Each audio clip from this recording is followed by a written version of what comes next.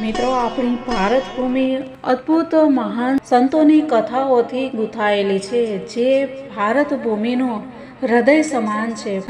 જેમ હૃદયના ધબકારા બંધ પડી જવાથી મનુષ્ય તત્કાલ શરીરનો ત્યાગ કરે છે, એ જ રીતે ભારત ભૂમિમાં પણ જ્યાં સુધી સંતોનું અસ્તિત્વ છે, એની કથાઓનું ગાન થતું રહે છે, ત્યાં સુધી ભારત ભૂમિ અને સનાતન ધર્મનું અસ્તિત્વ હતું છે અને આગળ પણ રહેશે.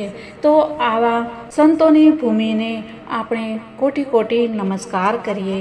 મિત્રો, શનિવારે રામદાસ નવમી છે અને સાથે સાથે શ્રી જલારામ બાપાની પુણ્યતિથિ પણ છે.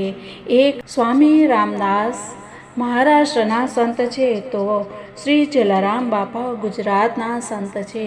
તો આપણે એમની પણ કથા છે એ અવશ્ય કરશું, પરંતુ અત્યારે આપણે આ કથામાં આગળ વધીએ. આપણે અત્યારના જાણી રહ્યા છે યોગેશ્વર શ્રી કૃષ્ણની કથામાં નવયોગેશ્વરનો સંવાદ. તો નમસ્કાર, મારા સનાતની પરિવાર અધ્યાત્મની દુનિયામાં આપ સર્વેનું ખૂબ ખૂબ સ્વાગત છે. યોગેશ્વર શ્રી કૃષ્ણ. આમાં મિત્રો આપણે રાજા નિમિ અને નવયોગેશ્વરનો સંવાદ સાંભળી રહ્યા છે, જે સંવાદ બધા માટે છે, એટલે કે સમગ્ર સમાજના કલ્યાણ માટે જ આવા પ્રશ્નો છે એ પૂછાયા છે અને આ દ્વારા આપણને જાણ થાય છે અને આપણો રસ્તો છે એ પ્રકાશિત થાય છે. તો આવો આપણે આજે પ્રવેશ કરીએ. પરંતુ એ પહેલાં મિત્રો, આપ આ ચેનલ પર નવા હો તો સ્પિરિચ્યુઅલ વર્લ્ડ આધ્યાત્મિક ચેનલને સબસ્ક્રાઈબ કરી લો, સાથે સાથે બાજુવાળા બેલ આઇકનને પણ પ્રેસ કરી દો અને વિડીયો પસંદ આવે તો લાઈક, કમેન્ટ અને શેર કરવાનું બિલકુલ ન ભૂલતા. મિત્રો, આવો આપણે વધીએ આગળના પ્રશ્ન પર. રાજા નિમિ પ્રશ્ન પૂછે છે કે હે યોગેશ્વરો, ભગવાન પોતાના ભક્તોની ભક્તિને વશ થઈ અને પોતાની ઈચ્છા પ્રમાણે અનેક પ્રકારના અવતાર લઈ અને અનેક પ્રકારની લીલા કરે છે. કૃપા કરીને આ ભગવાનની તે લીલાઓનું વર્ણન કરો જે તેઓ અત્યાર સુધીમાં કરી ચૂક્યા છે, કરી રહ્યા છે અને ભવિષ્યમાં કરવાના છે. હવે આમનો ઉત્તર આપે છે સાતમા યોગેશ્વર દ્રુમિલજી. રાજન, ભગવાન અનંત છે, તેમના ગુણ પણ અનંત છે. આવા તે અનંત ભગવાનના ગુણોનું ક્રમશઃ સંપૂર્ણપણે વર્ણન કોઈ રીતે થઈ શકે તેમ નથી. જો કોઈ એવું વિચારે કે હું ભગવાનના ગુણોનું ક્રમશઃ પૂરેપૂરું વર્ણન કરી શકું છું, તો ખરેખર તે મંદ બુદ્ધિ છે. પૃથ્વી પરના રજકણોને ગણી શકવા બિલકુલ અસંભવ છે, પરંતુ કદાચ તે પણ કોઈ ભલે ગણી લે, પરંતુ સમસ્ત શક્તિઓના આશ્રય એવા ભગવાનના અનંત ગુણોનો પાર કોઈ પામી શકતું નથી. ભગવાને પોતે સર્જેલા પૃથ્વી, જળ, અગ્નિ, વાયુ અને આકાશ વગેરે 5 ભૂતોથી સૃષ્ટિની રચના કરી.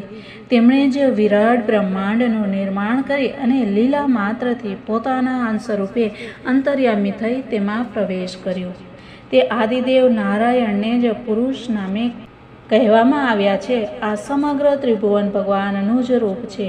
તેમની જ શક્તિથી સમસ્ત દેહધારી પ્રાણીઓની જ્ઞાનેન્દ્રિયો અને કર્મેન્દ્રિયો બની છે. તે જ બધા પ્રાણીઓમાં અંતર્યામી રૂપે રહેલા છે. તેમની ઉપસ્થિતિથી જ બધામાં જ્ઞાન શક્તિનો સંચાર થાય છે. તેઓ જ પ્રાણ રૂપે બધામાં રહેલા છે. તેમની જ શક્તિથી બધાને શારીરિક અને માનસિક બળ મળે છે અને ક્રિયા કરવાની શક્તિ પણ પ્રાપ્ત થાય છે. તેઓ જ આદિ કરતા ભગવાન નારાયણ સત્વાદી ત્રણેય ગુણો દ્વારા સંસારની ઉત્પત્તિ, સ્થિતિ અને પ્રલય કરે છે.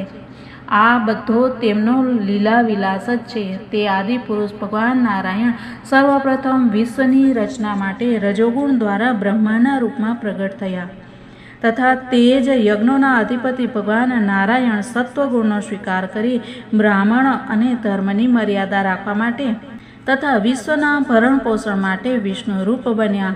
તે જ આદિપુરુષ નારાયણ તમો ગુણ દ્વારા રુદ્ર રૂપે આ સૃષ્ટિનો સંહાર કરે છે. આ પ્રમાણે આ પ્રપંચની ઉત્પત્તિ, સ્થિતિ અને પ્રલય ત્રણેય તેમના દ્વારા નિરંતર થતા રહે છે. આ હજી બીજા જન્મની પણ વાત છે, એ આપણે જાણશું આવતીકાલે. તો મળીએ આવતીકાલે. ત્યાં સુધી બધાને જય શ્રી કૃષ્ણ, રાધે રાધે. ભારત માતાની જય, સનાતન ધર્મની જય.